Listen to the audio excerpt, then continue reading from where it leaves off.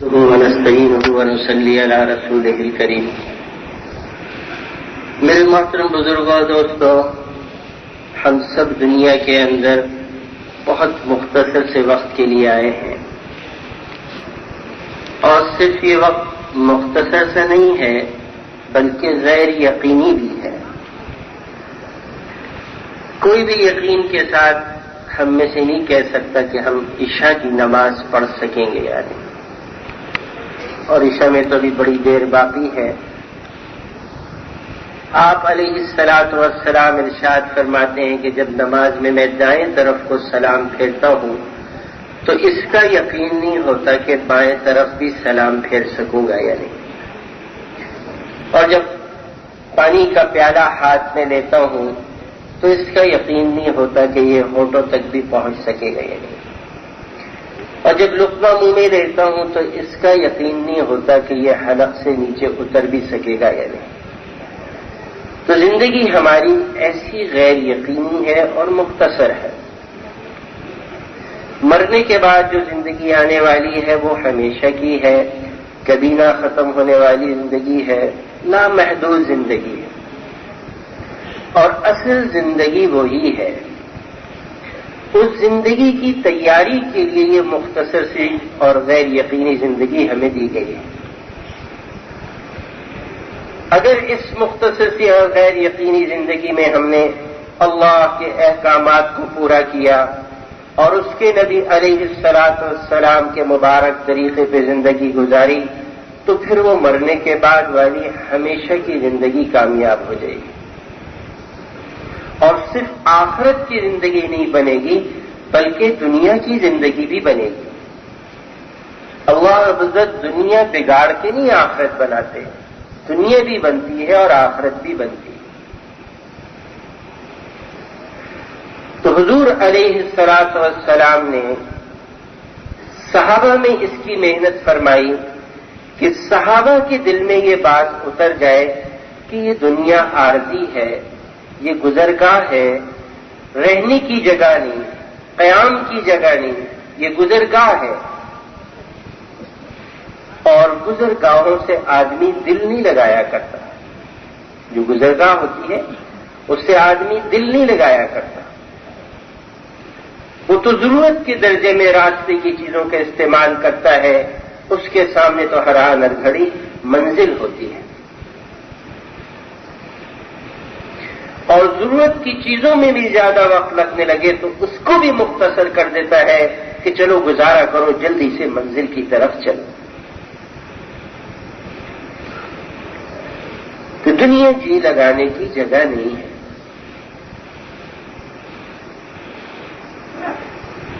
اس کے لیے آپ علیہ الصلوۃ والسلام نے صحابہ میں محنت کی، اور صحابہ کا دل دنیا سے ہٹا کر آخرت کی طرف لگایا، آخرت کی طرف. اور سب سے پہلی اور بنیادی محنت جو کی آپ علیہ الصلوۃ والسلام نے وہ اس کی کہ ہر فرد کا تعلق اللہ پاک کی ذات عالی سے جڑ جائے اور اللہ کے غیر سے دل پاک ہو جائے. لا الہ الا اللہ جو ہے یہ اس یقین کی تبدیلی کا سب سے بڑا بول ہے کہ دل ہر طرف سے ہٹ کٹ کے ایک اللہ پاک کی ذات عالی کے ساتھ جڑ جائے جو حقیقی ذات ہے، جو حقیقی ذات ہے. اور اس کا یقین ہر شخص کے دل میں آ جائے کہ کرنے والی ذات اللہ رب العزت کی ہے، اور وہ کسی چیز کے کرنے پر کسی کے محتاج نہیں، کسی کے پابند نہیں، کسی کے تابع نہیں، قادر مطلق ہے.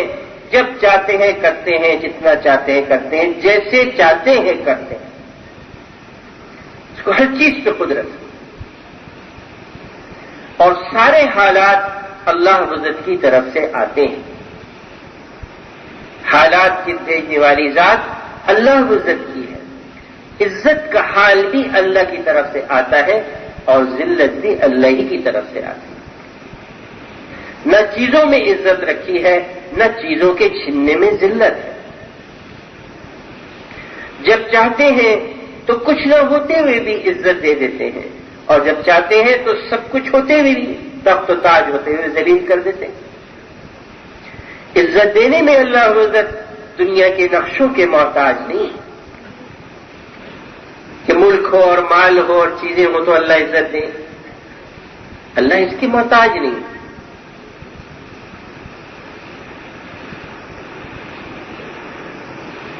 نہ ذلت دینے میں چیزوں کے چھننے کے محتاج کی چیزیں چھین کے ذلت دیں، چیزوں کے ہوتے ہوئے بھی، ملک و مال کے ہوتے بھی، حکومت کے ہوتے ہوئے بھی اللہ پاک ذلیل کر دے جب کرنے پہ آتے۔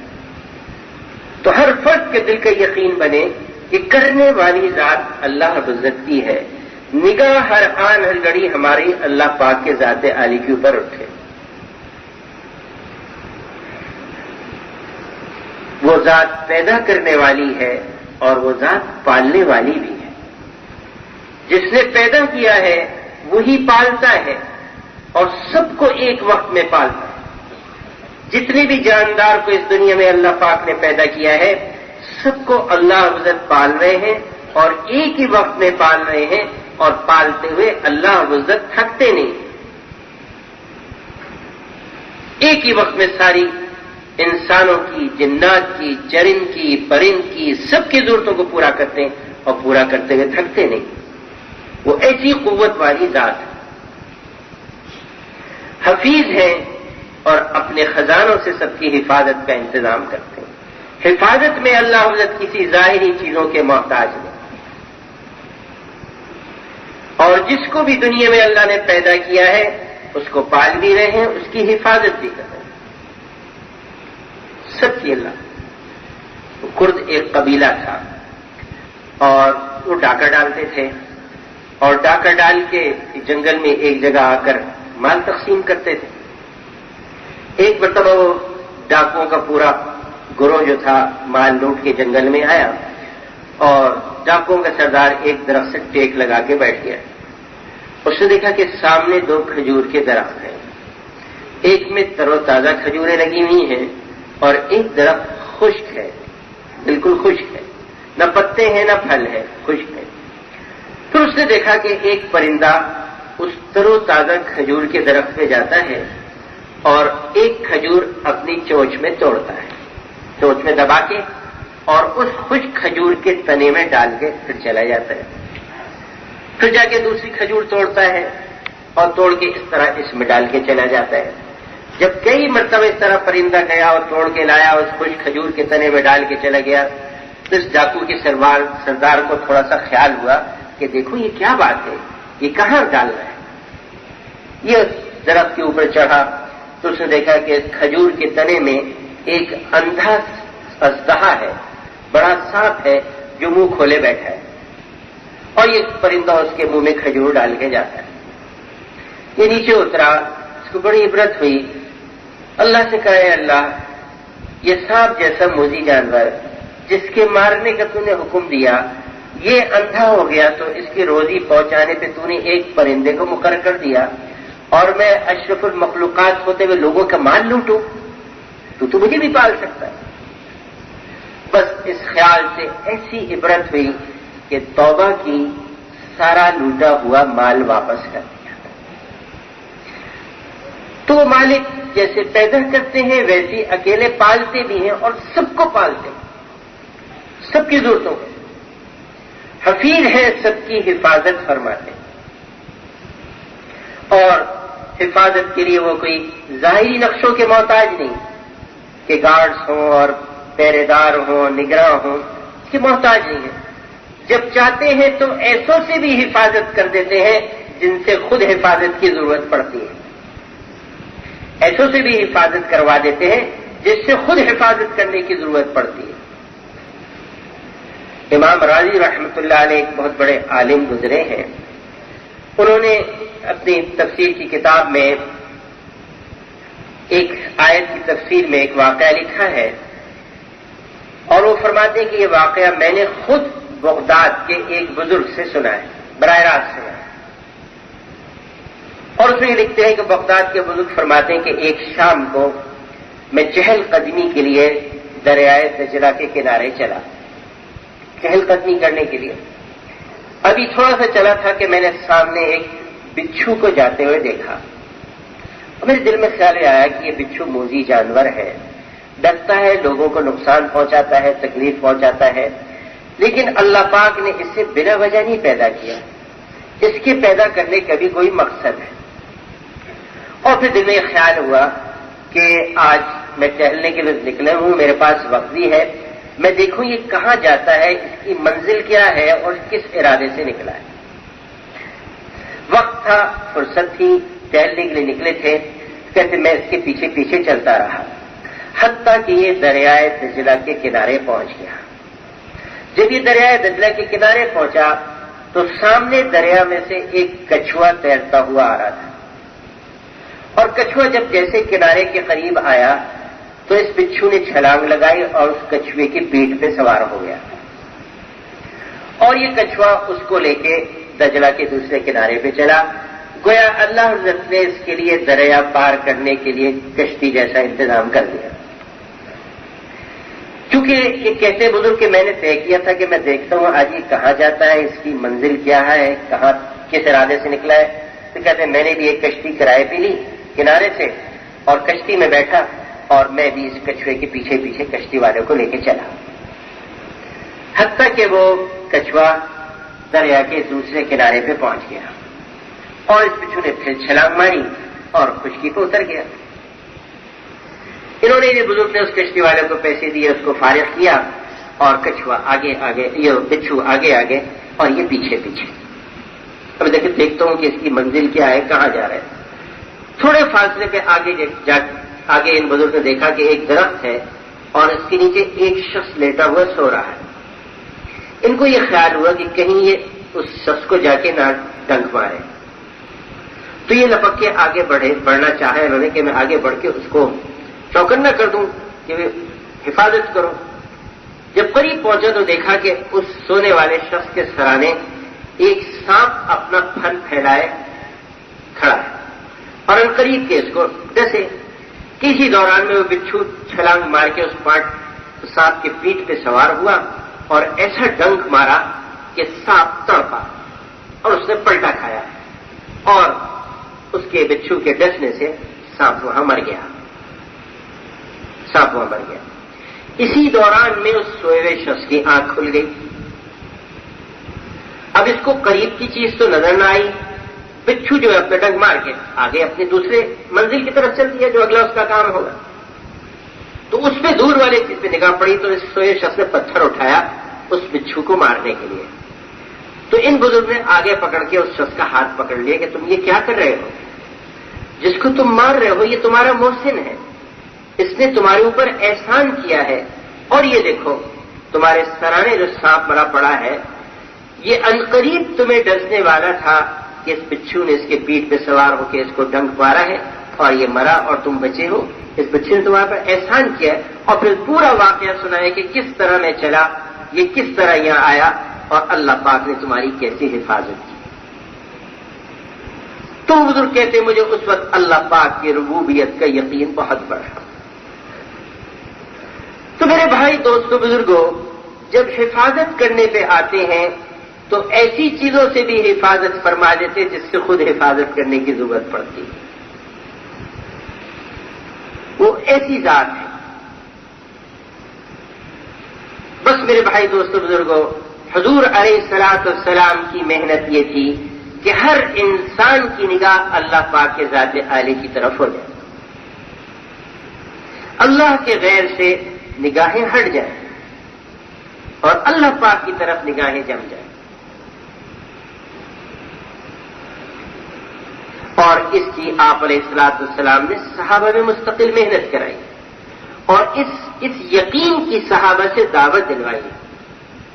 لا الہ الا اللہ کی سالوں دعوت چلی ہے کہ کہہ دو کہ کرنے والی ذات ایک اللہ کی ہے، اللہ کے علاوہ کوئی کچھ نہیں کر سکتا. اس دعوت کو دے دے کے صحابہ کے دلوں کا یقین یہ بنا تھا کہ صحابہ کی نگاہ اللہ کے غیر کے تو اٹھتی نہیں تھی.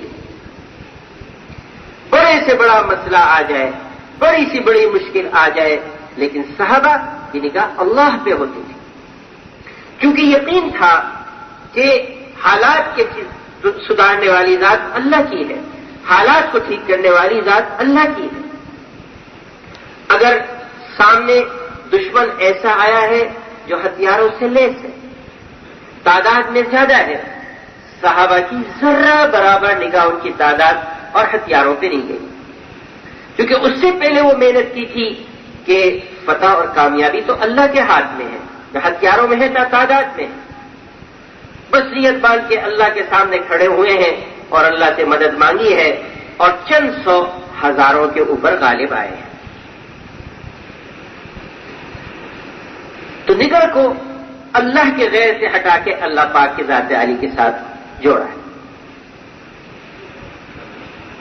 इसलिए कि अल्लाह इज़्ज़त हर चीज को बर्दाश्त कर लेते हैं, लेकिन ये निगाह अल्लाह से हट के अल्लाह के गैर पे जाए, ये अल्लाह को बर्दाश्त नहीं होता। गुनाह को बर्दाश्त कर लेंगे, नाफरमानी को बर्दाश्त कर लेंगे, कमी कोताहियों को बर्दाश्त कर लेंगे, लेकिन निगाहें और दिल अल्लाह से हट के किसी और की तरफ लगे, ये अल्लाह को बर्दाश्त नहीं होता। अल्लाह कहते हैं हर आन मेरी तरफ देखो, कहीं निगाह ना लेके जाओ, और जब भी जरा निगाह अल्लाह से हटी है, आई हुई अल्लाह की मदद हट जाती है। इस दिल में जब भी अल्लाह का गैर आया, अल्लाह की मोहब्बत दिल से निकली, और जब अल्लाह की मोहब्बत दिल से निकली तो सारे अमल बेरूह और बेजान। अल्लाह की मोहब्बत से ही आमाल के अंदर भी जान होती है, अमल जानदार होते हैं, वरना सारे आमाल बेरूह हैं। अब जब अल्लाह गुज़र इस इंसान से इतनी मोहब्बत करते हैं, इस इंसान से इतना ताल्लुक है, तो अल्लाह पाक भी चाहते हैं कि ये बंदा मेरा ही बन के रहे, मेरे गैर की तरफ ना जाए, मेरे ही बन के रहे। और बात यह है कि दिल में एक वक्त में हकीकी मोहब्बत तो एक ही की आ सकती है, हकीकी मोहब्बत एक वक्त में एक ही की आ सकती है। ताल्लुक तो एक वक्त में कईयों से हो सकता है, ताल्लुक तो आदमी के एक वक्त में कई से हो सकता है, लेकिन हकीकी मोहब्बत एक वक्त में एक ही की होती है, एक से ज्यादा की हकीकी मोहब्बत दिल में नहीं होती। और हुजूर अलैहिस्सलाम ने उम्मत को समझाने के लिए ऐसी बातें इरशाद फरमाई। आप अलैहिस्सलाम को सैयदना अबू बकर सिद्दीक रज़ी अल्लाह अन्हु से बहुत मोहब्बत थी और बहुत ताल्लुक था, लेकिन उसके मुतालिक भी आप अलैहिस्सलाम इरशाद फरमाते कि दुनिया में अगर मैं किसी से हकीकी मोहब्बत करता और दुनिया में किसी को अगर महबूब हकीकी बनाता तो अबू बकर को बनाता, लेकिन मेरे महबूब हकीकी तो अल्लाह इज़्ज़त है। इन दोनों में इतना ताल्लुक और मोहब्बत था कि जिसकी मिसाल हजरत मुजद्दिद अल्फसानी रहमतुल्लाह अलैह इन अल्फाज में देते हैं कि अगर हुजूर अलैहिस्सलाम के सामने आईना रखा जाए तो उसमें जो आपकी छवि नजर आएगी, उसमें जो आपकी छवि नजर आएगी तो कहा जाएगा कि ये तो हुजूर सल्लल्लाहु अलैहि वसल्लम है, और जो आईने में छवि नजर आई है उसको कहा जाएगा ये अबू बकर है। इस सब के बावजूद आपने यूं नहीं फरमाया कि मैंने महबूब हकीकी अबू बकर को बनाया, अगर बनाता तो अबू बकर को बनाता, लेकिन मेरे महबूब हकीकी अल्लाह इज़्ज़त। इसलिए दिल तो अल्लाह ही से लगाया जाए। ताल्लुक आपकी एक वक्त में बीवी से भी है, बच्चों से भी है, कारोबार से भी है, चीजों से भी है, रिश्तेदारों से भी है, माँ बाप से भी है, बहन भाई से भी है, लेकिन दिल में सिर्फ अल्लाह ही की मोहब्बत समाई हुई है। हाजी मौलाना मुस्तफ़ा रहमुल्लाह जो कलमा पढ़ते उसका आसान से तर्जुमा क्या करते थे कि जी लगाने के काबिल कोई जात नहीं सिवाय अल्लाह इज़्ज़त। जी लगाने के काबिल कोई जात नहीं सिवाय अल्लाह इज़्ज़त। अल्लाह ही से हमारा जी लगा हो, अल्लाह पाक की तरफ ही हमारी निगाहें उठ रही हो, हर मौके पे हमें ध्यान अल्लाह पाक के ज़ात आली का है। इसलिए जब किसी का दिल अल्लाह से हटके दुनिया की चीजों की तरफ आप सल्लल्लाहु अलैहि वसल्लम लगते हुए देखते تو فوراً اس کو آخرت کی طرف متوجہ کر دیتے کہ اللہ سے دھیان ہٹ کے دنیا میں نہ لگے. اس لیے کہ آدمی کا دھیان تو ایک ہی طرف چل سکتا ہے. ذرا بھی دل کو دیکھتے کہ دنیا کی طرف لگا, چیزوں کی طرف لگا, تو آپ علیہ الصلوۃ والسلام فوراً رخ کو موڑتے. ایک مرتبہ حضور علیہ السلام نے حضرت عبیدہ بن جراح رضی اللہ تعالیٰ کو بحرین کا گورنر بنا کے بھیجا تھا, اور جو آپ صلی اللہ علیہ وسلم نے ہدایت دی تھی اس میں یہ بات بھی فرمائی تھی کہ وہاں جو غیر مسلم ہیں ان سے جو جزیہ وصول کرو اس کو مدینہ بھیج دینا, اور وہ جو جزیہ وہاں سے آتا اس کو آپ علیہ الصلوۃ والسلام صحابہ میں تقسیم کر دیتے تھے. اور وہ وقت صحابہ کا ایسا تھا کہ کئی وقت کے فاقے آ جاتے تھے, انتہائی تنگی کا زمانہ تھا, کئی وقت کے فاقے آ جاتے تھے. ایک دن حضرت عبیدہ بن جراح رضی اللہ تعالیٰ عنہ بحرین سے جزیے کا مال لے کر واپس تشریف لائے. اس میں مال بھی تھا, کپڑے بھی تھے اور سامان بھی تھا. شام کو تشریف لائے. صبح کی نماز پڑھا کے جب آپ علیہ الصلوۃ والسلام گھر تشریف لے جانے لگے تو چند صحابہ اکرام جلدی سے فارغ ہو کے نماز سے آپ علیہ الصلوۃ والسلام کے سامنے آ کر کھڑے ہو گئے. زبان سے کچھ نہیں کہا, سامنے آ کر کھڑے ہو گئے. آپ نے ارشاد فرمایا جس کا مفہوم یہ ہے کہ معلوم ہوتا ہے کہ تمہیں پتہ چل گیا کہ عبیدہ بن جراح بحرین سے مال غنیمت لے کر آئے, اور آپ مسکرائے. پھر آپ نے فرمایا کہ تمہیں خوشخبری ہو کہ جو تمہاری پسند کی چیز ہے وہ تمہیں ملنے والی ہے اور یہ مال تم میں تقسیم ہوگا. یہ وہ وقت تھا جب صحابہ پہ فاقے تھے, تنگدستی تھی. پھر ساتھ ہی آپ علیہ الصلوۃ والسلام کو یہ خیال آیا کہ اس طرح ان کا یوں سامنے آ کے کھڑا ہو جانا اور دل میں اس کا تقاضا پیدا ہونا کہ یہ مال ہمیں ملے, یہ کہیں ان کے دلوں میں دنیا کی محبت نہ پیدا کر دے. ہم غور تو کریں کہ کس وقت میں یہ کیفیت پیش آئی تھی جب کئی وقت کے فاقے آتے تھے, تن پہ کپڑا نہیں ہوتا تھا, تن پہ پورا کپڑا نہیں ہوتا تھا, جو ہوتا تھا وہ بھی پیون لگا ہوا, پیروں میں جوتے نہیں ہوتے تھے. یہ اس وقت کیا ہے؟ اس وقت بھی آپ علیہ الصلوۃ والسلام کا اس کا فکر ہوا کہ کہیں ان کے دل میں دنیا کی محبت نہ آ جائے. آپ نے اپنے صحابہ کو کیسے بچایا ہے اللہ کی غیر کی محبت سے. یہ دل اللہ کی محبت کے لیے بنا ہے, اس میں کسی اور کی محبت نہ آئے. تو آپ نے فوراً ارشاد فرمایا کہ مجھے اس بات کا اندیشہ نہیں ہے کہ تمہارے اوپر فخر و فاقہ ہے, مجھے اس کا اندیشہ نہیں ہے کہ تمہارے اوپر فخر و فاقہ ہے. اس لیے کہ اب امت پہ فخر و فاقہ عمومی طور پر نہیں آئے گا, عمومی طور پہ نہیں آئے گا. آپ علیہ الصلوۃ والسلام ساری امت کی طرف سے فخر و فاقہ کو برداشت کر کے چلے گئے. آپ جھیل گئے سارے فخر و فاقہ. حضرت عائشہ صدیقہ رضی اللہ عنہا ارشاد فرماتی ہیں کہ 3 چاند چڑھ جاتے تھے, کئی مہینے ہو جاتے تھے, اور ہمارے گھر میں چولہا نہیں جلتا تھا, چولہا نہیں جلتا. کسی نے پوچھا پھر آپ کا گزارا کیسے ہوتا تھا؟ کہا کہ 2 چیزوں سے, ایک کھجور اور ایک پانی. اور ایک اور جگہ ارشاد فرماتی ہیں کہ ہمیں کھجوریں بھی ایسی ردی قسم کی کھانے کو ملتی تھیں کہ اگر اونٹ کے سامنے ڈالی جائیں تو وہ بھی نہ کھائے. اور فرماتی ہے کہ حضور علیہ الصلوۃ والسلام نے کبھی بھی 2 وقت پیٹ بھر کے جو کی روٹی نہیں کھائی. گندم تو تھا ہی نہیں, جو کی روٹی بھی کبھی پیٹ بھر کے 2 وقت نہیں کھائی.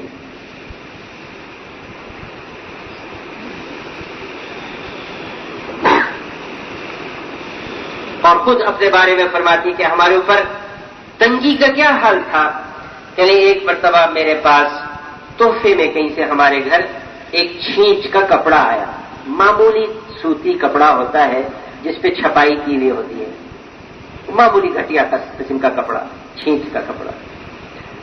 کہنے وہ جوڑا میرا بنا اس کے بعد مدینہ منورہ میں جس کی بچی کی شادی ہوتی تو وہ مجھ سے ادھار یہ جوڑا مانگ کے لے جاتی اور اپنی بچی کو دلہن بنا کے اس میں رخصت کر کے پھر واپس لے جاتی، پھر جس کو ضرورت ہوتی وہ لے جاتا۔ تو تنگ دستی کا یہ حال تھا کہ اس معمول جوڑے کو بھی قیمتی سمجھا ہوا تھا۔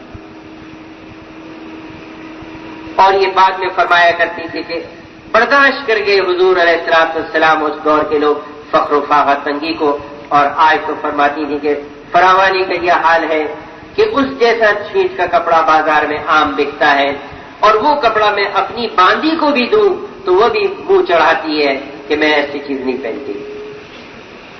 تو آپ علیہ السلام برداشت کر گئے، اب امت پر عمومی طور پہ فاقہ تو نہیں آئے گا۔ تو آپ نے ارشاد فرمایا کہ مجھے اس کا اندیشہ نہیں ہے کہ تم پہ فقر و فاقہ آئے، لیکن مجھے اس کا خوف ڈر ہے کہ جیسے پہلے لوگوں پہ دنیا چھائی کہیں تم پہ بھی دنیا نہ چھا جائے، اور پھر یہ دنیا کی محبت تمہیں آپس میں دوڑ لگوائے اور تم ایک دوسرے سے مقابلے کرو کہ میرا مکان اس سے اچھا ہو، میری گاڑی اس سے اچھی ہو، میری سواری اس سے اچھی ہو، میرا لباس اس سے اچھا ہو، میرا رہن سہن اس سے اچھا ہو، اور پھر تم آپس میں دوڑ نہ لگاؤ، مجھے اس کا اندیشہ ہے۔ اور پھر فرمایا کہ جیسے ان لوگوں کو اس دنیا نے جو ان پہ چھائی تھی اللہ پاک سے دور کر دیا، کہیں ایسا نہ ہو کہ یہ بھی تمہیں اللہ سے دور کر دے، مجھے اس کا خوف۔ تو آپ علیہ السلام نے یوں بچایا صحابہ، اور خود بھی آپ علیہ السلام بچے۔ یہ ساری خطاؤں کی جڑ یہ دنیا ہے، دنیا کی محبت ہے ساری خطاؤں کی جڑ۔ یہ جتنے دنیا میں نافرمانیاں ہو رہی ہیں یہ سب دنیا کی محبت کی وجہ سے۔ چور چوری کیوں کرتا ہے؟ کہ دنیا کی لالچ، چیزوں کی مال کی لالچ۔ شرابی شراب کیوں پیتا ہے؟ کہ دنیا کی لذتوں کو حاصل کرنا چاہتا ہے۔ بدکاریاں کرنے والے کیوں منہ کالا کرتے ہیں؟ کہ دنیا کی ظاہری لذتوں کو حاصل کرنا چاہتا ہے۔ تو ساری خطاؤں کی جڑ دنیا کی محبت ہے۔ اس لیے صحابہ نے اپنے آپ کو اس سے بچایا، کیونکہ آپ علیہ السلام کی تعلیمات تھی۔ حضرت عمر رضی اللہ تعالی ارشاد فرماتے ہیں کہ ایک مرتبہ میں حضور علیہ السلام سے اجازت لے کر آپ کے حجر مبارک میں گیا تو میں نے دیکھا کہ آپ صلی اللہ علیہ وسلم صرف ایک لنگی پہنے ہوئے ہیں اور کوئی کپڑا آپ کے پاس نہیں ہے، اور آپ کے مبارک اور خوبصورت جسم کے اوپر چٹائی کے نشانات ظاہر ہو رہے ہیں۔ کیا آپ کا بستر کھجور کی چٹائی یا بوریت؟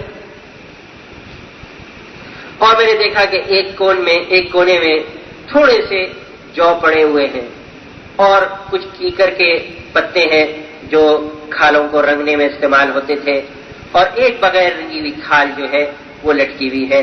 یہ کل کائنات تھی اس حجرے کی۔ حضرت عمر رضی اللہ عنہ کی آنکھوں میں آنسو ڈبڈبا گئے اور آپ پریشان ہوئے اور کہا حضور علیہ السلام سے کہ آپ تو ساری کائنات کے سب سے بڑے ہیں، اور یہ کیسر و کسرا تو یوں شاہانہ انداز میں بستروں پہ مکانات میں رہے اور آپ کا یہ حال۔ تو آپ علیہ السلام نے جو ارشاد فرمایا اس کا مفہوم کچھ یہ ہے کہ عمر تمہیں یہ بات پسند نہیں ہے کہ ان کے لیے دنیا ہے اور ہمارے لیے آخرت ہے۔ دنیا کی طرف نگاہوں کو صحابہ کے جانے ہی نہیں دیتے، آخرت کی طرف متوجہ۔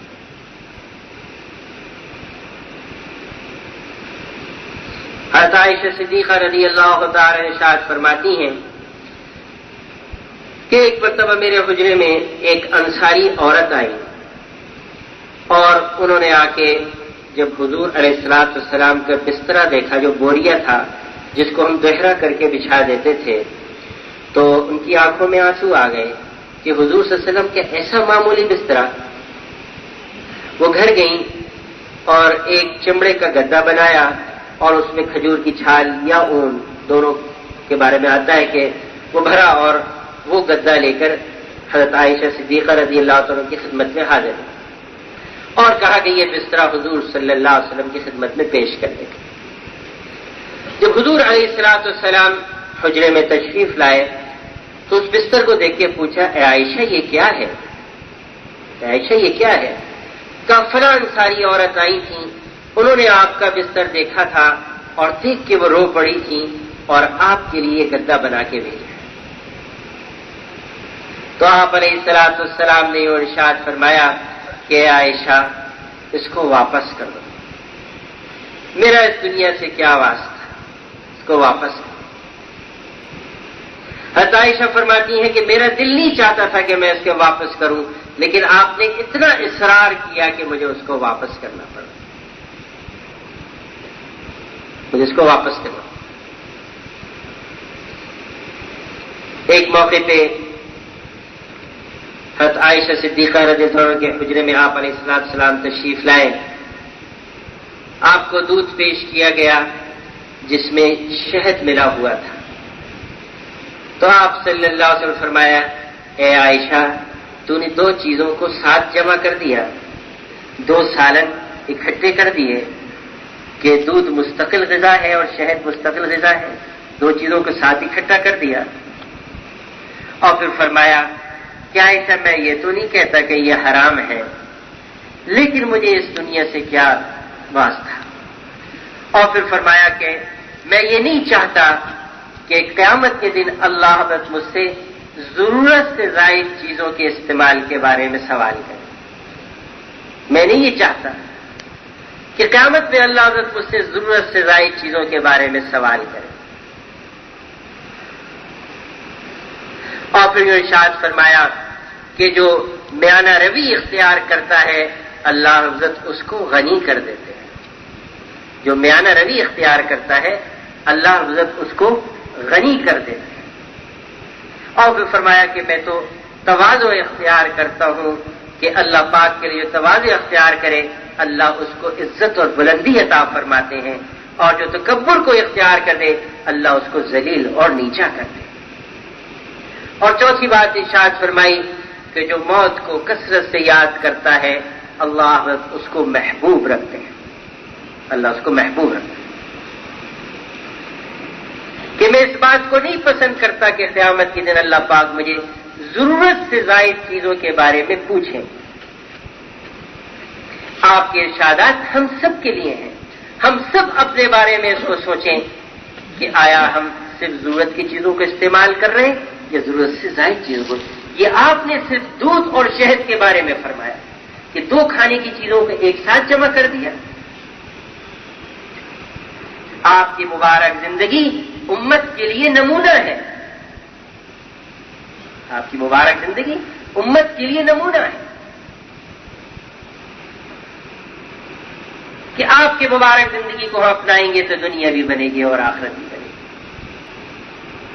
اور دوسری بات فرمائے کہ جو میانہ روی اختیار کرے، نہ بہت زیادہ نہ بہت، تو اللہ اس کو غنی کر دے. اور جو تواضع اختیار کرے اللہ اس کو عزت دیتے، بلندی دیتے.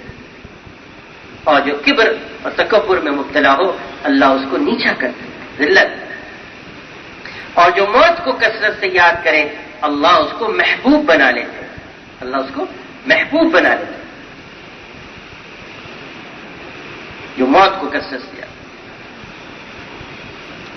اس سے ایک روایت میں آتا ہے کہ روزانہ جو 25 مرتبہ موت کو یاد کر لے، اللہ مبارک لی فی الموت وفیما بعد الموت، تو اس دن اس کو اگر موت آ جائے تو اس کو شہادت کا رتبہ ہے کہ فضائل سنا سنا کے موت کا استعداد دلائے کہ بھی موت کو یاد کرے. یہ ساری لذتوں کو توڑ دینے والی چیز موت کو جو کثرت سے یاد کرے تو کبھی بھی وہ پھر لاپرواہ نہیں ہوتا، دنیا میں بے فکر ہو کے نہیں رہے. ایسی آپ کے صحابہ کا حال تھا. ایک مرتبہ سیدنا ابوبکر صدیق رضی اللہ تعالیٰ عنہ کو پانی پیش کیا گیا جس میں شہد ملا ہوا تھا. تو ابوبکر صدیق رضی اللہ تعالیٰ عنہ پیالہ ہاتھ میں لیا اور آپ روئے، اور اتنا روئے کہ ساتھ بیٹھنے والے خوف زدہ ہو گئے کہ کہیں آپ کی روح پرواز نہ کر جائے. پھر جب طبیعت سنبھلی تو پھر آپ پیالے کو منہ کے قریب لایا اور پھر روئے، حتیٰ کہ صحابہ بھی سب رو پڑے۔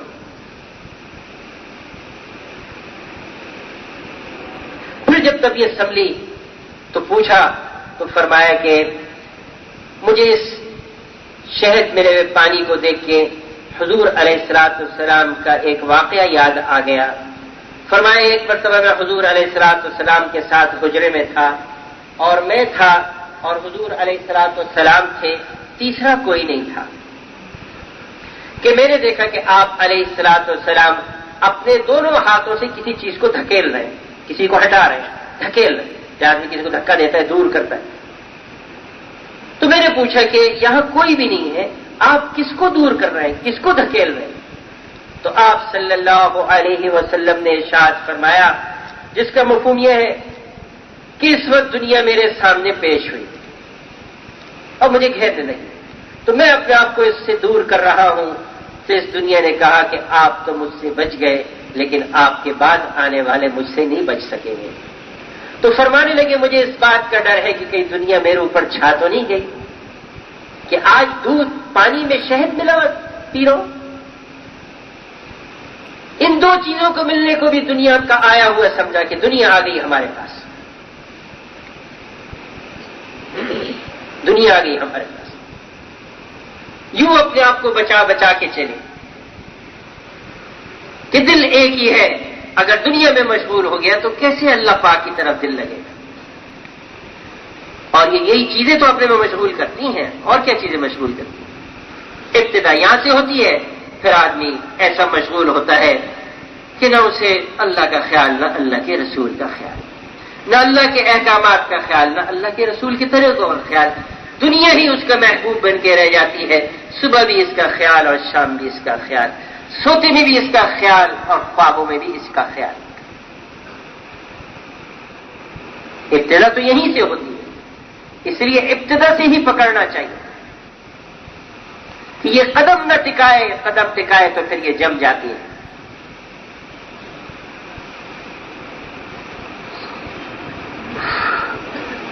حضرت عثمان بن مخزوم رضی اللہ تعالی عنہ ایک مرتبہ مسجد نبی علیہ الصلوۃ والسلام میں تشریف لائے اور حضور علیہ الصلوۃ والسلام صحابہ کے ساتھ مسجد میں تشریف فرما تھے تو ان کے جسم کے اوپر ایک چادر تھی، صرف اس میں بھی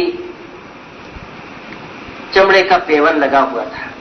حضرت عثمان کے یہ حال دیکھ کر حضور علیہ الصلوۃ والسلام کی آنکھوں میں آنسو آ گئے اور آپ سے رقت طاری ہو گئی، اور صحابہ پہ بھی یہ دیکھ کے رقت طاری ہو گئی ان کا یہ حال دیکھ۔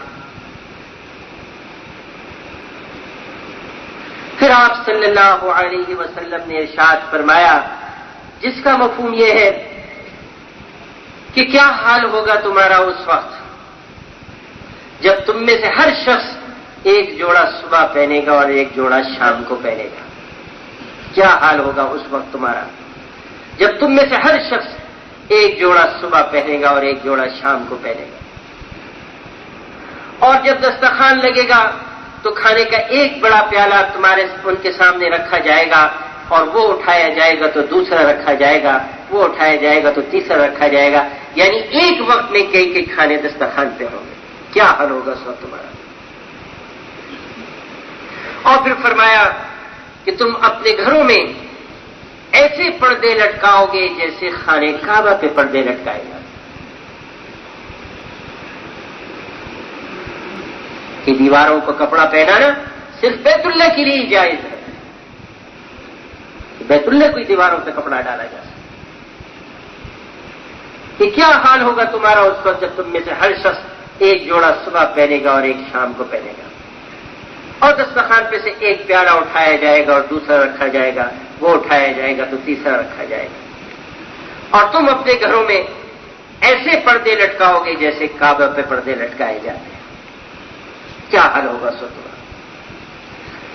تو صحابہ نے کہا کہ یا رسول اللہ، ہم تو چاہتے ہیں کہ ہمیں ایسی سہولت اور کچھ راحت حاصل ہو جائے، کیونکہ انتہائی تنگ دستی کا زمانہ تھا۔ آپ نے ارشاد فرمایا کہ وہ حال تو آ کر رہے گا، لیکن تم آج بہتر ہو اس کے مقابلے میں۔ یہ فرما دیا کہ آج تم بہتر ہو اس کے مقابلے میں کہ ان مجاہدوں اور مشقت میں تم دین کا کام کر رہے ہو. آدمی دعوت کا کام، دین کا کام مشقت اور مجاہدوں میں ہی کرتا ہے. راحت کے نقشوں میں تو ہمت ہی نہیں پڑا کرتی، سہولت کے نقشوں میں تو ہمت ہی نہیں پڑا کرتی.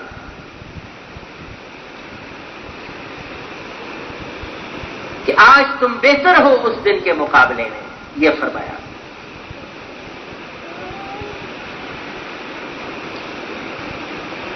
تو میرے محترم بزرگوں، دوستوں، دنیا مختصر سی ہے، پتہ نہیں کب جانا پڑ جائے.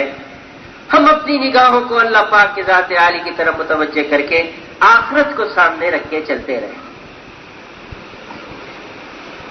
اور اپنے آپ کو اس دنیا سے ایسے بچائیں جیسے ہم سے پہلے بڑوں نے بچایا ہے.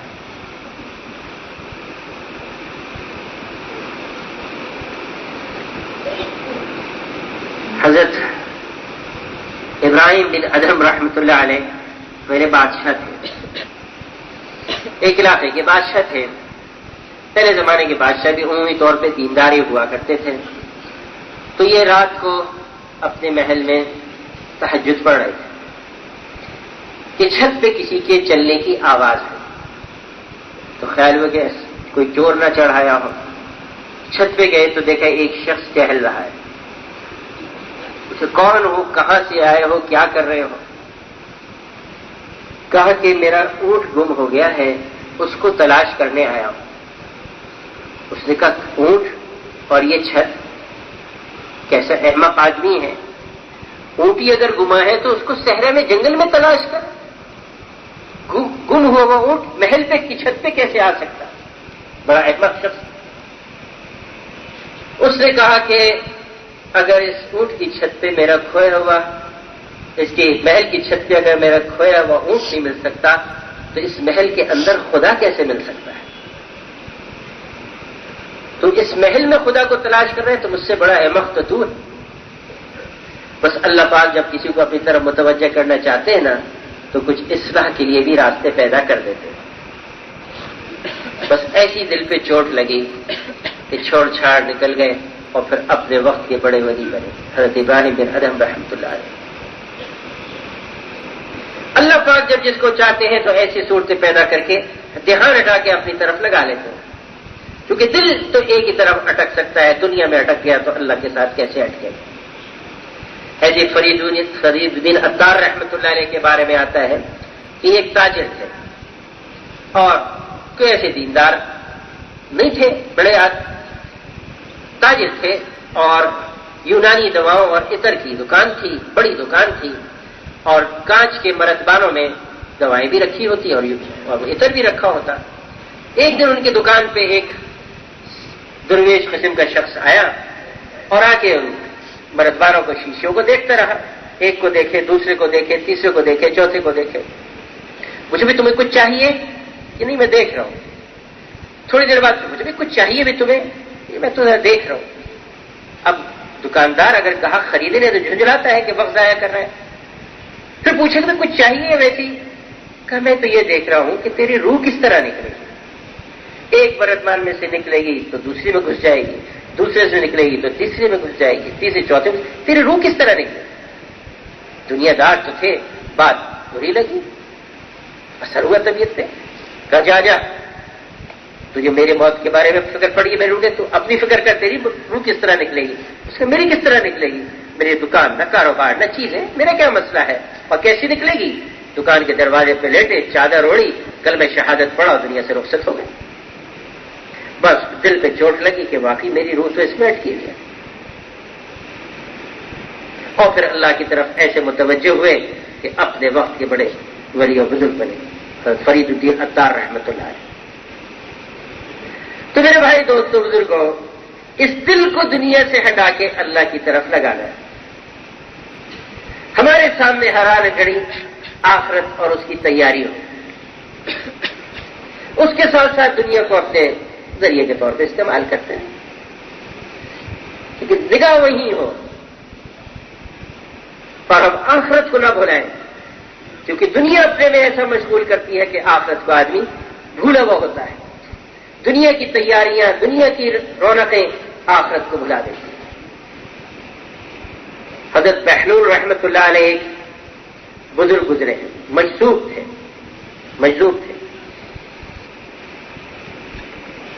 ایک خلیفہ ہارون رشید کا زمانہ تھا اور ان کے دربار میں ان کا آنا جانا تھا۔ ایک مرتبہ اور ہارون رشید ذرا ان سے تھوڑا سا چھیڑ چھاڑ ہنسی مذاق کرتے رہتے تھے۔ ایک مرتبہ جب ہارون رشید کے دربار میں وہ پہنچے تو ہارون رشید کے ہاتھ میں ایک چھڑی تھی۔ ہارون رشید نے کہا کہ بہلول، آج میں تمہیں ایک امانت دینا چاہتا ہوں، یہ چھڑی میری تمہارے پاس امانت ہے، رکھ لو اور تلاش کرنا، تمہیں دنیا میں جو اپنے سے بڑا بیوقوف نظر آئے اس کو میری طرف سے تحفے میں دے دینا۔ گویا یہ کہنا چاہتے تھے کہ سب سے بڑے بیوقوف تم ہو، چھیڑ چھاڑ کرتے رہتے تھے۔ حضرت بہلول رحم اللہ نے وہ رکھ لی اور دیکھے گھر تک واپسی ہوگی۔ ہارون رشید نے کہا کہ بہلول، یہ وہ سفر ہے جہاں سے کسی کی واپسی نہیں ہوا کرتی، آخرت کا سفر ہے۔ حضرت بہلول نے پوچھا، پھر ہارون رشید، تم نے کس لشکر کو پہلے سے روانہ کر دیا جو وہاں پہنچ کے تمہارے استقبال کی تیاری کرے اور فضا بنائے؟ اور کتنے تم نے باورچیوں کو راشن اور شاہی خیموں کے ساتھ روانہ کر دیا جو پہنچ کے خیمے گاڑ کے کھانے پکا کے تمہارا استقبال کریں؟ اور کون سا لشکر تمہارے ساتھ سفر کے ساتھ جائے؟ ہارون رشید نے کہا، بہلول، تم نے پھر بے وقوفی جیسی باتیں کری۔ تمہیں پتہ نہیں ہے کہ اس سفر میں کوئی کسی کے ساتھ نہیں جایا کرتا، آدمی اکیلے جایا کرتا ہے۔ تو اس پہ حضرت بہلول رحم اللہ نے وہ چھڑی نکالی اور کہا، ہارون رشید، ایک زمانے سے تمہاری یہ امانت میرے پاس رکھی ہوئی ہے اور تم نے یہ کہہ کے مجھے دی تھی کہ میں دنیا میں تلاش کروں، مجھے جو اپنے سے بڑا بیوقوف نظر آئے اس کو تمہاری طرف سے تحفے میں یہ چھڑی دے دوں۔ اس وقت سے میں تلاش میں تھا، سب جگہ پھر کے میں نے دیکھ لیا، مجھے تو دنیا میں سب سے بڑے بیوقوف تم ہی نظر آئے، اس لیے تمہیں میں تحفے میں دیتا ہوں۔ اور پھر کہا، ہارون رشید، ایک زمانے سے میرا تمہارے دربار میں آنا جانا ہے اور میں دیکھا کرتا تھا کہ جب تمہیں کوئی سفر پیش ہوتا تھا تو ایک لشکر تم پہلے سے روانہ کر دیتے تھے جو جا کے اس جگہ تمہارے استقبال کی فضا بناتا تھا۔ پھر چند روز پہلے تم باورچیوں کو راشن اور خیموں کے ساتھ روانہ کرتے تھے جو وہاں خیمے گاڑ کے تمہارے استقبال کی تیاریاں کریں، کھانے پکا کے رکھیں، اور ایک لشکر ہمیشہ تمہارے ساتھ جایا کرتا تھا۔ اور پھر سوال کیا، ہارون رشید، وہ سفر کتنے دن کا ہوتا تھا؟ کہ 3 دن کا، 5 دن کا؟ تو کہا بہلول رحمہ اللہ کہ ہارون رشید، بقول تمہارے وہ مختصر سفر ہوتا تھا، اس کے لیے تم اتنی تیاری کرتے تھے، اور تم اب اس طویل سفر پہ جا رہے ہو جہاں سے واپسی نہیں ہے اور اس کے لیے تم نے کوئی تیاری نہیں کی، تو تم سے بڑا بیوقوف کون ہوگا؟ ہارون رشید کی آنکھوں میں آنسو آ گئے اور رو پڑے۔ کہا، بہلول، ہم تو تمہیں دنیا کا سب سے بڑا بیوقوف سمجھتے تھے، حالانکہ دنیا کے سب سے بڑے عقل مند تم ہی ہو، اور واقعی ہم نے اس آخرت کے سفر کو بھلائے رکھا۔ تو میرے محترم بزرگوں، دوستو، کہنے کو تو یہ سوال حضرت بہلول نے ہارون رشید سے کیا تھا، لیکن اگر غور کرے تو حضرت بہلول کا سوال یہ ہم سب سے ہے، ہم سب سے۔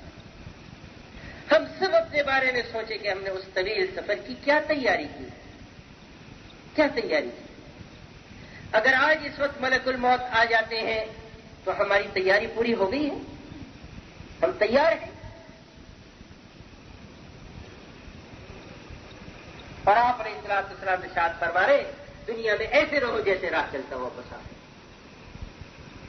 ایک موقع پہ آپ نے ارشاد فرمایا، مجھے ان دنیا کی چیزوں کا کیا واسطہ، میں تو اس مسافر کی طرح ہوں جو تیز دھوپ کے اندر سفر پہ نکلے اور راستے میں کسی درخت کے نیچے سائے میں تھوڑی سی دیر کے لیے سستانے کے لیے ٹھہرے اور پھر منزل کی طرف چل جائے۔ مجھے اس دنیا سے کیا واسطہ؟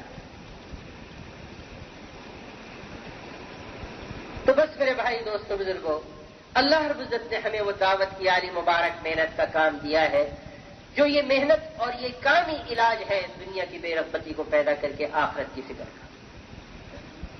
یہ علاج ہے، جس ترتیب محنت سے اور جس طرز محنت سے صحابہ کے دل میں دنیا کی بے رغبتی آئی اور آخرت کی فکر پیدا ہوئی.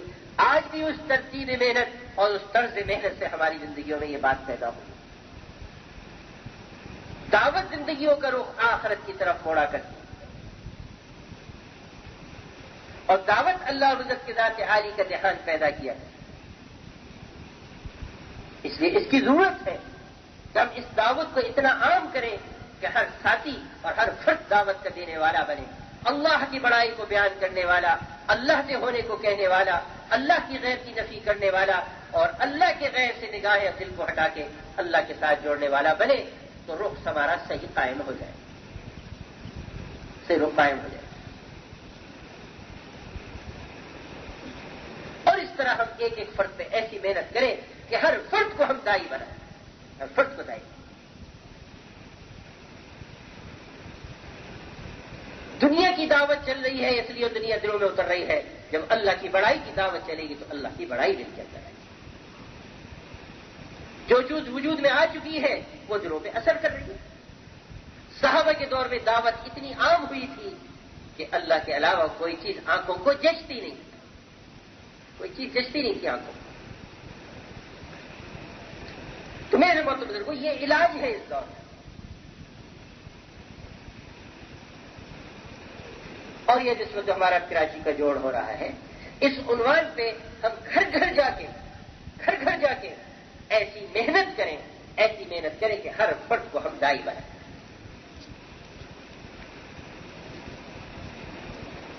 ابھی ہمارے پاس محنت کا وقت موجود ہے. ایک ایک فرد پر اگر ایک گھر میں 5 افراد ہیں تو 5 پہ ہم محنت کی ترتیب بنائیں. کسی گھر میں 2 فرد ہیں تو دونوں پہ ہم محنت کی ترتیب بنائیں. نیت تو سارے عالم کی کرنی ہے کہ سارے عالم کے سارے انسان اللہ پاک کی بڑائی کو بیان کرنے والے بنے، اللہ کی طرف نگاہیں جمانے والے، اللہ کی طرف متوجہ ہونے والے بنے. سرے کے طور پہ ہم اس اجتماع کو، اس جوڑ کو عنوان بنا کے ہم کراچی کے گھر گھر میں، دکان میں، فیکٹری میں، کارخانوں میں جا کے ایسی محنت کریں کہ ہر فرد کے دل میں یہ بات اتر جائے کہ دعوت میری سب سے بڑی ضرورت اور حاجت ہے.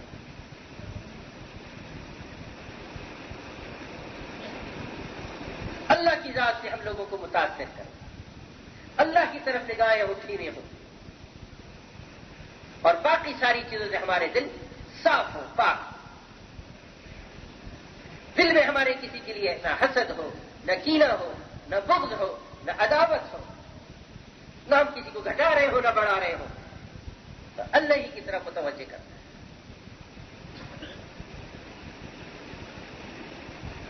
جب آدمی یوں قلب کی صفائی کے ساتھ لوگوں پہ محنت کرتا ہے تو اللہ پاک اس کو اپنی طرف متوجہ کرتے ہیں. دل سب کی طرف سے صاف، کسی کی حقارت دل میں نہیں، کسی کی کمی دل میں نہیں. کوئی ہم پہ اعتراض بھی کر رہا ہو پھر بھی ہم محبت کریں، کوئی ہم پہ تنقید بھی کر رہا ہو پھر بھی ہم اس سے محبت کریں، کوئی ہمارے راستے میں رکاوٹیں بھی ڈال رہا ہو پھر بھی ہم اس کے لیے ہمدردی کا جذبہ رکھتے ہیں.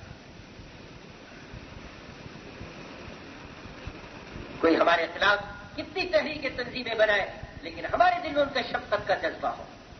آپ علیہ الصلوۃ والسلام نے تو منافقین کے لیے شفقت کا جذبہ رکھا جنہوں نے آپ صلی اللہ علیہ وسلم کی مستقل کاٹ کی ہے. منافقوں سے زیادہ سخت کون ہوگا؟ لیکن آپ نے تو ان کے لیے بھی دل میں ہمدردی کا جذبہ رکھا، ان کی بھی خیر خواہی کا جذبہ رکھا، ان کے لیے بھی دل میں نفرت نہیں لائے. تو کسی فرد کے لیے ہمارے دل میں نفرت نہ ہو، سب کی طرف سے دل صاف.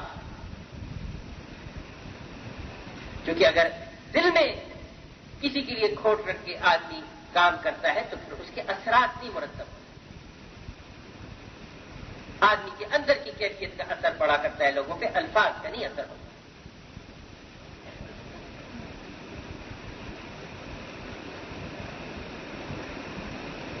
حضرت امام اعظم امام حنیفہ رحمہ اللہ کا دل سب کی طرف سے صاف ہوتا تھا اور کبھی ان کی مجلس میں نہ کوئی کسی کی برائی نہ وہ خود کرتے تھے نہ کسی کے سن سکتے تھے، نہ خود کرتے تھے نہ کسی کے سن سکتے تھے، کسی کی ہمت نہیں ہوتی تھی. اور فرمایا کرتے تھے کہ اگر مجھے کسی کی برائی کرنی ہے، غیبت کرنی ہے، کرنے کا ارادہ بھی کروں تو اپنی ماں کی کروں گے تاکہ میری نیکیاں ماں کے پاس ہی جائیں، گھر کی چیز گھر میں رہے، باہر کیوں جائے۔ میرے بعد میں کسی کی غیبت کرتا ہے، جب آدمی کے دل میں کسی کا برائی کی جذبہ ہو تو زبانوں میں غیبت تو پھر آتی ہے، بھلائی کے ساتھ نہیں آتی، برائی کے ساتھ تو آتی ہے، پہلے دل میں ہوتی ہے پھر زبان پہ آتی ہے، اور غیبت سے آدمی کی جتنی نیکیاں ہوں اس کے پاس چلی جاتی ہیں۔ حضرت سفیان ثوری رحمۃ اللہ علیہ اور حضرت امام اعظم امام حنیفہ رحمۃ اللہ کا زمانہ ایک ہی ہے، اور دونوں کا اپنا اپنا ہلکا درس ہوتے تھے۔ کسی دن ایک مرتبہ کسی نے حضرت سفیان ثوری رحمۃ اللہ سے امام اعظم امام رحمۃ اللہ کے بارے میں پوچھا تو کہا کہ وہ بڑے بخیل ہیں۔ تو لوگوں کے حضرت ہم نے تو ان کی بڑی تعریف سنی ہے کہ بڑے سخی ہیں، آپ فرما رہے کہ بخیل ہے؟ ہاں، کہا کہ وہ اپنی نیکیاں جو ہے نا وہ کسی کو دیتے نہیں ہیں اور دوسروں کی لے لیتے ہیں۔ لوگ ان کی، جب آدمی کو اچھا ہوتے ہیں تو کچھ برائی بھی کیا ہی کرتے ہیں، تو لوگ ان کی برائیاں کیا کرتے ہیں، تو اس میں سے ان کی نیکیاں تو ان کے پاس آ جاتی ہیں، اور یہ کسی کی غیبت نہیں کرتے، اپنی نیکیاں کسی کو نہیں دیتے۔ تو ایسے صاف دل کے ساتھ آدمی ہے، بس اللہ پاک دائی کو ایسا صاف دل دے دے کہ نہ کسی میں حسد ہو، نہ کینہ ہو، نہ بغض ہو، نہ عداوت ہو، پھر اللہ رب العزت اس کو وہ مقام عطا فرماتے ہیں کہ بس آدمی تصور نہیں کر سکتا۔ حضرت عبداللہ بن عمر بن عاص رضی اللہ تعالیٰ عنہ فرماتے ہیں کہ ایک مرتبہ ہم حضور علیہ الصلوۃ والسلام کے ساتھ مسجد میں تھے کہ آپ علیہ الصلوۃ والسلام نے ارشاد فرمایا کہ دیکھو اس جانب سے جو بھی ایک شخص آئیں گے یہ جنتی ہیں، جو کسی جنتی کو دیکھنا چاہتا ہے ان کو دیکھ لیں۔ آپ کے ارشاد کا مفہوم اپنے الفاظ میں سب نے دیکھا اس طرف کا، تو ایک صحابی رضی اللہ تعالیٰ تشریف لائے کہ وضو کا پانی ان کے چہرے سے ٹپک رہا ہے، بائیں ہاتھ میں ان کے جوتے ہیں، اور وہ آ کے مجلس میں بیٹھے۔ جب مجلس ختم ہوئی تو حضرت عمر بن عاص رضی اللہ تعالیٰ فرماتے ہیں کہ میں نے مجلس کے خاتمے کو ان سے کہا کہ وہ جانے لگے کہ میں آپ کے پاس کچھ دن مہمان بن کے رہنا چاہتا ہوں۔ تو مہمان نوازی عام تھی اس زمانے میں، تو انہوں نے کہا بہت اچھا، تو میں ان کے ساتھ ان کے گھر چلا گیا، مہمان بن کے گھر چلا گیا۔ جب رات ہوئی تو میں ساری رات سویا نہیں کہ میں دیکھوں ان کا رات کا وہ کون سا خصوصی عمل ہے جس کی وجہ سے آپ علیہ الصلوۃ والسلام نے ان کی جنتی ہونے کی بشارت دی، تو کون سا خصوصی عمل ہے؟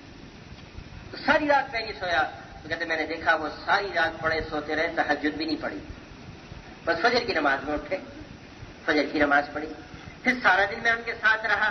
میں نے دیکھا نہ کوئی زیادہ نوافل ہے، نہ زیادہ تلاوت ہے، نہ تسبیحات ہے، نہ کوئی زیادہ ایسی عبادات، بس فرائض اور واجبات کا اہتمام ہے۔ پھر دوسری رات بھی ایسے ہوا، وہ بھی ایسی گزر گئی۔ 3 دن بعد کہا کہ میں اجازت چاہتا ہوں، میں اس لیے آپ کے پاس آیا تھا کہ آپ کے بارے میں حضور صلی اللہ علیہ وسلم نے یہ فرمایا تھا، تو میں نے کوئی ایسا خصوصی عمل نہیں دیکھا۔ فرمایا کہ تم خود جانتے ہو کہ میں زیادہ نوافل پڑھتا ہوں، نہ ذکر تسبیحات تلاوت میرے پاس ہیں، بس فرائض اور واجبات کا اہتمام کرتا ہوں۔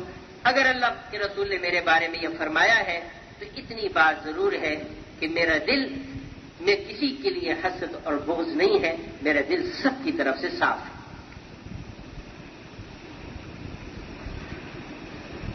اور یہ صحابی رضی اللہ عنہ حضرت سعد بن وقاص رضی اللہ تعالیٰ عنہ ہے۔ اب ظاہری طور پہ کوئی زیادہ نوافل تسبیحات تلاوت ذکر نہیں ہے، لیکن دل کو سب کی طرف سے صاف رکھا ہوا۔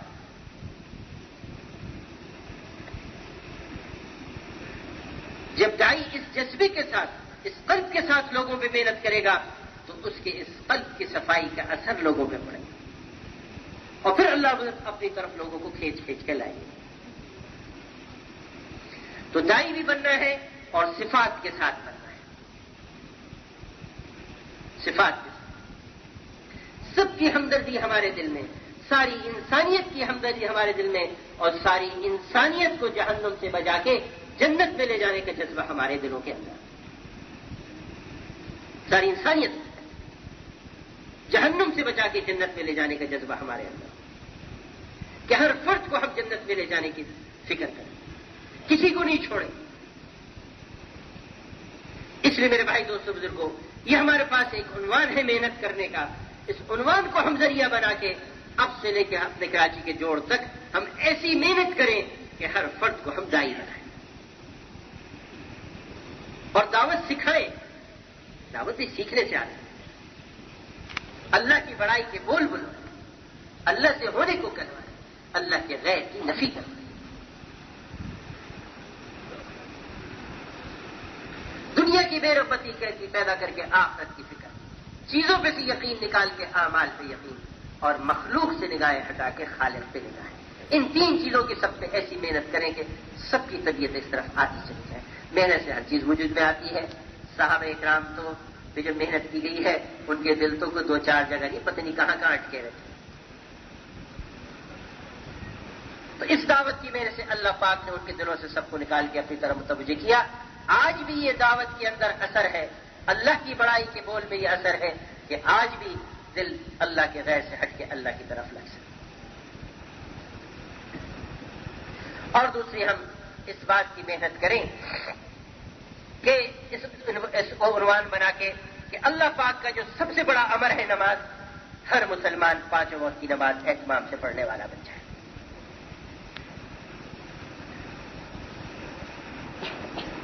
یہ سب سے افضل عبادت ہے, فرائض میں سے سب سے بڑا فرض نماز, کہ کسی کو ہم بے نمازی نہ رہنے دیں اور 100% مسلمانوں کو نمازی بنانے کی ہم محنت کریں. اور اللہ کے فضل سے جو علاقے والے اور جس دیہات اور گاؤں والوں نے محنت کی ہے, اللہ نے دکھایا کہ وہاں 100% نمازی بنے ہیں. محنت پہ تو اللہ پاک نے تاثیر رکھی ہے, اثر رکھا ہے. 100% نمازی بنانے کی محنت ہو. گھر میں اگر 5 بالغ مرد ہیں تو 5 مسجد میں آ کے نماز پڑھنے والے بنے. گھر پہ جتنی مستورات ہیں گھروں میں نماز کی پڑھنے والی بنے. اور ہم لوگوں کو نماز کے فضائل سنا سنا کے شوق دلائے کہ جو نماز پڑھے گا اللہ اس کے دنیا کے بھی مسائل کو حل کریں گے اور آخرت کے مسئلوں کو بھی حل کریں گے. اللہ نے روزی کی برکت رکھی نماز کے اہتمام میں, پریشانیوں کا دور ہونے رکھا نماز میں, کہ آپ علیہ الصلوۃ والسلام کو جب کوئی مشکل پیش آتی آپ نماز کی طرف متوجہ ہوتے ہیں. تو ہر مشکل کا علاج نماز ہے. ہم نماز سے مشکلات کے اوپر قابو حاصل کر سکتے ہیں.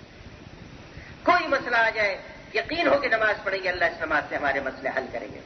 اب اس کا اتنا ہم لوگوں میں شوق دلائیں کہ ہر مسئلے میں آدمی نماز پڑھ پڑھ کے اللہ پاک سے مدد مانگ رہا ہو.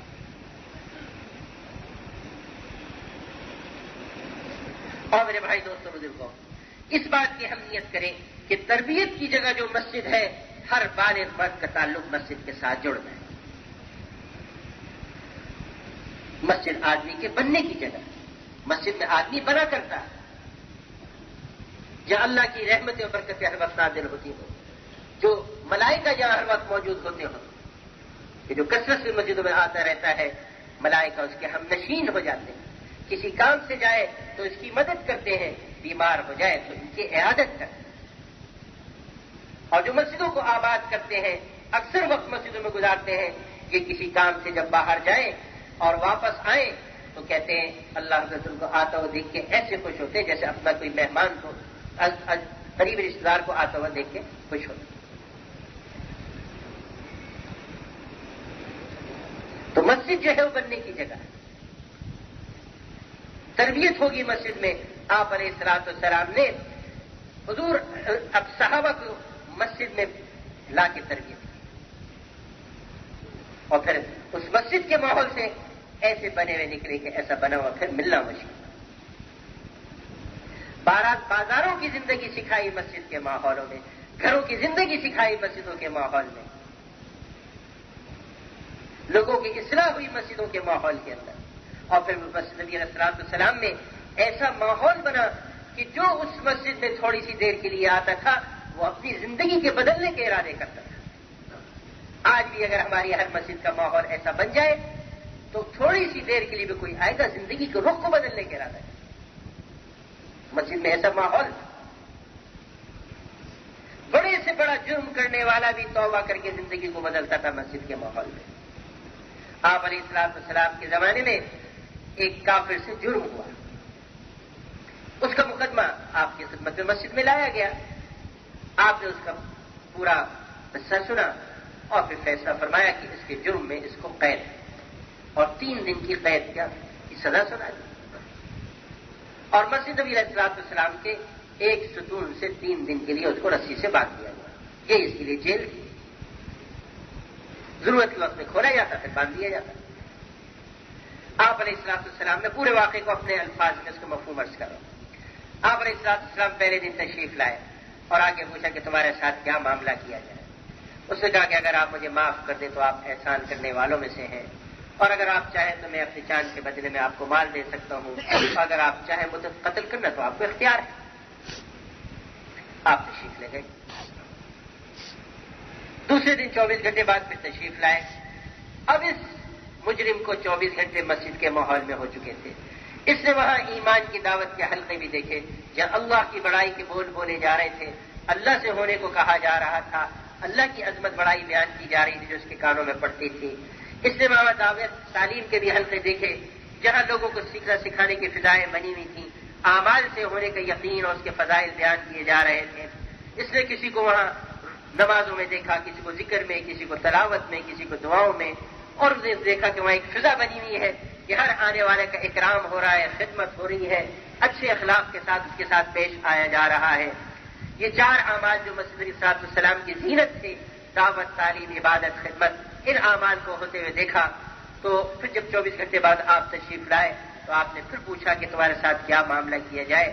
تو اس نے کہا کہ آپ مجھے معاف کر دیں تو آپ احسان کرنے والوں میں سے ہیں، اور اگر آپ مجھ سے میری چاہیں تو میں اپنی جان کے بدلے میں مال دے سکتا ہوں. آج قتل والی بات نہیں ہے. اسے کب اس کو اس کے یقین ہو گیا تھا کہ یہ مجھے قتل تو کریں گے. آپ تشریف لے گئے. تیسرے دن پھر آپ تشریف لائے. آپ نے پوچھا، پھر اس نے یہی جواب دیے دو. پھر آپ تشریف لے گئے اور آپ نے فرمایا کہ اس قیدی کو چھوڑ دو اور آزاد کرو.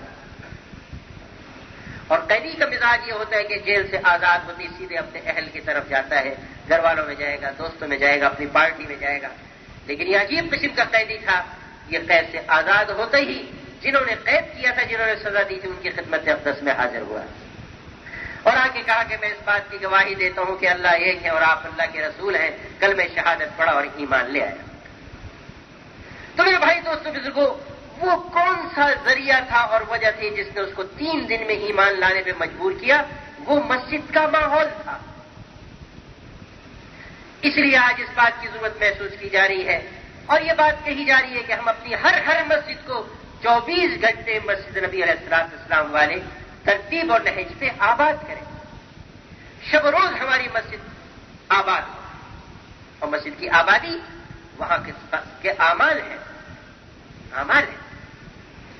کہیں ایمان کی دعوت کے حلقے لگے ہوئے ہوں، کہیں فضائل کی تعلیم ہو رہی ہو، کہیں کسی کو نماز سکھائی جا رہی ہو، کسی کو وضو سکھایا جا رہا ہو، کسی کو دعائیں سکھائی جا رہی ہوں، کسی کو اعمال میں کرنے پہ جو فضائل آئے ہوں یاد کرائے جا رہے ہوں، اور کوئی سجدے میں پڑا ہوا اللہ کے سامنے رو رہا ہو، کوئی قیام میں کھڑا قرآن پاک پڑھ رہا ہو، کوئی رکوع میں ہو اور کوئی تسبیح لیے ہوئے اللہ کا ذکر کر رہا ہو اور کوئی قرآن پاک کی تلاوت کر رہا ہو، اور کوئی ہاتھ اٹھا کے اللہ کے سامنے مانگ رہا ہو.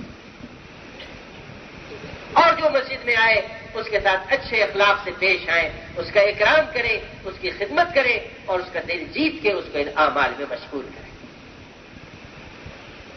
تو اس کراچی کے جوڑ سے پہلے ہم محنت کر کے کراچی کی ساری مساجد کو شب و روز ان اعمال سے آباد کریں. اور میرے بھائی دوستوں بزرگوں، یہ فضا مستقل بنی رہے اور سارے عالم کی مساجد میں یہ فضا بنی رہے اور سارے عالم کے اندر اللہ پاک دین کی فضائیں قائم کر دے. اس کے لیے بھائی ضرورت اس بات کی ہے کہ اس جوڑ سے ہم فی گھر ایک آدمی نکالنے کی بھرپور محنت کریں. ہر گھر سے کم از کم ایک فرد کو اللہ کے راستے میں نکالیں. کس راستے میں نکلنا ہی اصل علاج ہے. آدمی بنتا ہے نقل و حرکت سے، نقل و حرکت سے آدمی بنتا ہے. آپ علیہ السلام نے صحابہ کو ایسے نقل و حرکت پہ ڈالا کہ اگر ان کی زندگی کے نقل و حرکت کا اوسط نکالا جائے تو سال میں 4-5 مہینے ان کا نقل و حرکت کے ملتے ہیں. وہ انتہائی زندگی تو ان کے نقل و حرکت میں گزری. اور جو مقام تھا وہ بھی بعض نے ایک ایک دن کی ترتیب بنائی ہوئی. جیسے حضرت عمر رضی اللہ عنہ کے بارے میں آتا ہے کہ بھئی ایک دن وہ اپنے شغل پہ جاتے اور ان کے جو شریک ساتھی تھے انصاری رضی اللہ عنہ وہ مسجد میں رہتے اور دین سیکھتے اور شام کو جو سیکھا ہوتا حضرت عمر رضی اللہ عنہ سکھا دیتے اور دوسرے دن حضرت عمر رضی اللہ عنہ مسجد میں ٹھہرتے وہ انصاری چلے جاتے سارا دن جو سیکھا ہوتا تو ان کو سکھا دیتے اور مہینے کے آخر میں کمائی کا آدھا آدھا کر دیتے. بعضوں نے آدھے دن آدھے رات کی ترتیب بنائی ہوئی تھی. تو نقل و حرکت سے آدمی پھر مقام پہ بھی کام کیا کرتا ہے. تو اس وقت نقل و حرکت کی انتہائی ضرورت ہے اور یہ نقل و حرکت صرف ملک کے لیے نہیں دنیا کے چپے چپے کے لیے دنیا کے چپے چپے کے لیے. اور ہم سب مل کے اب ایسی محنت کریں کہ کم از کم کام کرنے والا مجمع تو اس پہ آ جائے کہ اپنی جان اور مال وقت کا تہائی حصہ اس محنت پہ لگانے کو تیار ہے. یہ کم از کم کی بات ہے. تو اللہ اسے توفیق دے کہ آدھا لگا دے اس سے زیادہ لگا دے. اب اس کراچی کے ہم جوڑ کو عنوان بنا کے ایسی محنت کریں کہ ہر گھر سے کم از کم ایک فرد کو ہم اللہ کے راستے میں دور سے دور کے لیے تیار کریں. جس کے پہلے 4 مہینے لگ چکے ہیں 2 سال سے چلہ لگ رہا ہے اہتمام سے مقامی کام کرتے ان کو ہم تیار کریں سال اور 7 مہینے تیار کریں. اور جن کے اب تک 4 مہینے لگے ان کو 4 مہینے کے لیے تیار کریں. اور باقیوں کو جو جن کے 3 چلے لگ چکے ان کو بھائی ملکوں کی نوعیت نہیں ہے تو پھر سالانہ 4 مہینے کے لیے تیار کریں. لیکن کوشش یہ کریں کہ ہر گھر سے ایک فرد کو اللہ کے راستے میں بتائیں. اس کے لیے میرے بھائی دوستوں بزرگوں ہمیں ذرا لگ کے اور جم کے محنت کرنی پڑے گی. جان تو ہماری لگے گی مال تو لگے گا وقت تو لگے گا لیکن اس پہ ملے گا کیا؟ اگر اس کا یقین ہو جائے تو آدمی کہ میں سب کچھ چھوڑ چھاڑ کے اب یہی کام کروں گا. ملے گا کیا کہ جو اللہ کے روٹھے ہوئے بندوں کو اللہ سے منوائے گا اللہ پاک اس کو مل جائیں گے. اور جنت کی ساری نعمتیں اللہ پاک نے رکھی ان کے لیے. مجھے نا قیامت میں اعلان ہوگا کہاں ہیں وہ لوگ جو ہر حال میں دین کا کام کرتے تھے مشغولیت میں بھی اور فرصت میں بھی سردی میں بھی اور گرمی میں بھی بیماری میں بھی اور صحت میں بھی تنگ دستی میں بھی اور فراغی میں بھی بھوک میں بھی اور پیٹ بھرے کی حالت میں. اور ایک جماعت اٹھے گی اللہ پاک کہیں گے تم بغیر حساب کتاب جنت میں چلے جاؤ. اور حساب کتاب کوئی معمولی بات ہے. اللہ حضرت اگر ایک گلاس کا حساب لینے پر آ جائے تو ہم اس گلاس پانی کے گلاس کا حساب نہیں دے سکتے. تو میرے بھائی دوستوں بزرگوں ہر حال میں ہم اس کام کے کرنے والے بنے. اور میرے بھائی دوستوں بزرگوں ہماری جو حیثیت اللہ پاک کیا ہے وہ اس دعوت کے کام کی وجہ سے اس دعوت کے کام کی ہماری حیثیت. ہم اپنی حیثیت کو پہچانیں کہ اللہ نے ہمیں دنیا میں حضور پاک صلی اللہ علیہ وسلم ختم نبوت کی وجہ سے اس کام کا ذمہ دار بنا کے بھیجا ہے. ہمیں آپ علیہ السلام کی نیابت حاصل ہے. کتنے بڑے شرف کی بات ہے کتنی بڑی بات ہے کہ نیابت رسول جس کو حاصل. اب اس نیابت کا تقاضا کیا ہے کہ ہم وہی کام کریں جو حضور صلی اللہ علیہ وسلم کا کام تھا. جیسے مرض سے پہلے ہمارے ڈاکٹر صاحب بیان کر رہے تھے نا کہ بھائی ایک غم لگا ہوا ہو کہ ساری انسانیت کیسے ہدایت پہ آ جائے. ایک غم لگا ہوا اور ایسی ہمیں اس کی دھن لگی ہوئی ہو کہ اس کے علاوہ اس وقت ہمیں کوئی اور بات اچھی نہ لگے. کوئی اور تذکرہ بھی کرے تو ہماری طبیعت پہ بوجھ اور گرانی ہو رہی.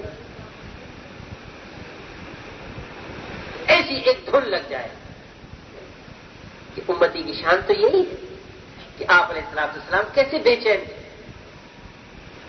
چین ہوتے ہیں کہ راتوں کی تنہائیوں میں بستر چھوڑ کے کھڑے ہو جاتے, کئی جنت البقیع میں تشریف لے جاتے اور کئی گھنٹوں آپ صلی اللہ علیہ وسلم اللہ پاک سے مانگتے رہتے. ایک ایک فرد کے لیے آپ نے تو کسی کو بھی نہیں چھوڑا.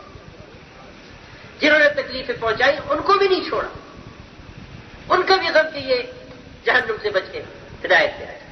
جنہوں نے آپ کو تکلیفیں پہنچائی ہیں. طائف کی وادی میں آپ کو کیسے ستایا گیا کہ آپ نے پتھر برسائے گئے، کہ زمین دہل اٹھی کہ آج محمد صلی اللہ علیہ وسلم کے ساتھ کیا ہو رہا ہے، آسمانوں پہ کوہرام مچ گیا کہ کیا ہو رہا ہے، پہاڑ لرز گئے جب آپ صلی اللہ علیہ وسلم کے مبارک جسم سے خون بہا ہے، اور آپ صلی اللہ علیہ وسلم جب وہاں سے چلے ہیں تو ان ظالموں نے آپ کو چلنے بھی نہیں دیا اور آپ پہ پتھر برسائے، حتیٰ کہ آپ بے ہوش ہو گئے، اور کئی میل آپ اس طائف کی وادی میں دوڑے ہیں صلی اللہ علیہ وسلم،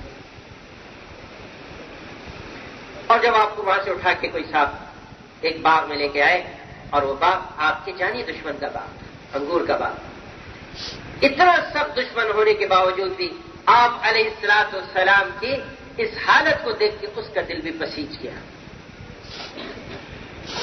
اور اپنے غلام عداس کو بھیجا اور کہا جا کے ان سے کہو کہ بے شک آپ سے میری مخالفت دشمنی ہے، لیکن میرے آپ سے رشتہ داری بھی تو ہے، اس رشتہ داری کا واسطہ دے کے کہتا ہوں کہ اس انگور کو خوش میں سے کچھ انگور کھا لیں۔ اور جب وہ غلام انگور خوشہ لے کر آتا ہے تو آپ علیہ الصلوۃ والسلام جو ہے وہ تو آپ کا دل تو شفقت سے بھرا ہوا تھا، آپ کو تو ہر وقت یہ خیال تھا کہ کسی طرح یہ ایمان لے آئے اور آخرت کے عذاب سے بچ جائے۔ آپ نے سوچا کہ وہ تو انہوں نے میری بات نہیں مانی، شاید یہی میری بات سن گئے۔ آپ نے پوچھا کہ تمہارا نام کیا ہے؟ کہ میرا نام عداس ہے۔ کہ تم کہاں کے رہنے والے ہو؟ کہ میں نینوا کا رہنے والا ہوں۔ کہ اچھا میرے بھائی یونس کے شہر نینوا کے رہنے والے ہو؟ کہ آپ ان کو کیسے جانتے ہیں؟ کہ وہ بھی نبی تھے، میں بھی نبی ہوں، اس میں میرے بھائی ہیں۔ اور کچھ قرآن پاک کی آیت پڑھی تو وہ آپ کے قدموں میں گر گیا اور ایمان لے آیا۔ آپ کو اس حالت میں بھی انسانیت کا فکر ہے کہ یہ جہنم سے بچ کے جنت میں چلے گئے۔ تو ہمارے اندر بھی اللہ پاک کی کیفیت پیدا کر دیں کہ ہر آن ہر گھڑی میں اس کا خیال ہو کہ بھئی ہر فرد جو ہے وہ اللہ کی طرف متوجہ ہو جائے۔ اب سے لے کے اجتماع تک تو ہم اپنے آپ کو سب چیزوں سے فارغ کر کے ایسا اس میں لگائیں کہ کسی اور چیز کی طرف ہماری طبیعت متوجہ ہی نہ ہو۔ ہماری حیثیت ہے اس دعوت کے کام کی وجہ سے۔ اس کے لیے میرے بھائی دوستوں بزرگوں ہمت کرنے کی ضرورت ہے اور حوصلے کرنے کی ضرورت ہے کہ تھوڑا سا ذرا زور لگا کے ہم ہر مسجد سے جب فی گھر ایک آدمی نکالیں گے تو ہر مسجد سے کتنی جماعتیں بنیں گی؟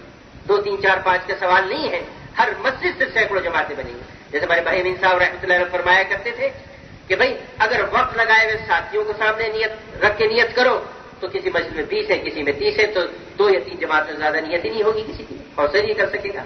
لیکن اگر اس آبادی کے بالغ مردوں کو سامنے رکھ کے نیت کریں تو کسی میں 500 بالغ مرد ہیں، کسی میں 1000 ہیں، جس میں 500 بالغ مرد ہیں 50 جماعتیں بن گئی، جس میں 1000 بالغ مرد ہیں 100 جماعتیں بن گئی۔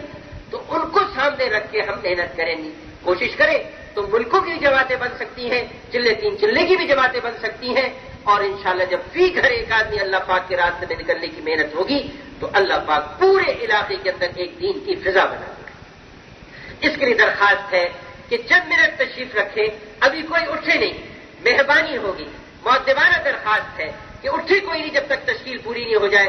یہ ہمارا بیٹھنا اگر لوگوں کے نکلنے کا ذریعہ بن جاتا ہے، یہ چند منٹ کا صبر اور تحمل ساری دنیا میں ہدایت کے آ جانے کا اجر و ثواب دلانے کا ذریعہ بنے گا۔ تو اتنا تو سب ضرور کر لیں گے نا بھائی؟ اگر کوئی اٹھ لگے تو پیر پکڑ کے بیٹھا لیجیے۔ اب ہمت کر کے فرمائیں ساری دنیا میں پھرنے کے لیے کون اپنی ذات سے تیار ہے؟ اور کہ میں تیار ہوں، اپنے ساتھ محلے سے جماعت تیار کروں گا ماشاءاللہ کے لیے۔ اور فرمائے جی ماشاءاللہ، حوصلے ہمت کے ساتھ اللہ کے پر بھروسہ کر کے فرمائے جی بیرون الملک سال اور 7 مہینے کے لیے جی فرمائے جی ماشاءاللہ جی فرمائے، اور سب جگہ فرید صاحب اللہ کی طرف متوجہ رہے۔